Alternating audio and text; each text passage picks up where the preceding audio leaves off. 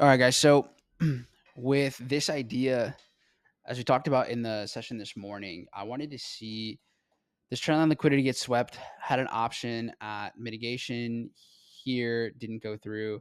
Possible shakeout here, but like I mentioned, we had kind of these equal lows here, so not the best per se.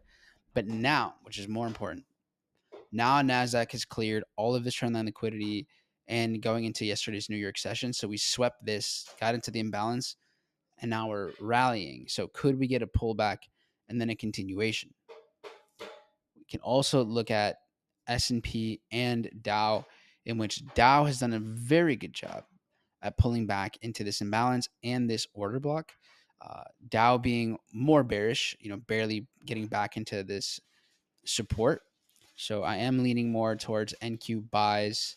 Again, this would be the shakeout. So it's been creating pretty good demand, and especially now that it's swept a lot more liquidity. So this could give us a decent move.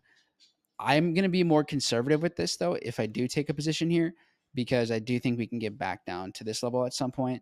So down for an entry, not looking for this to go crazy. So maybe a 2R, 3R type of scenario.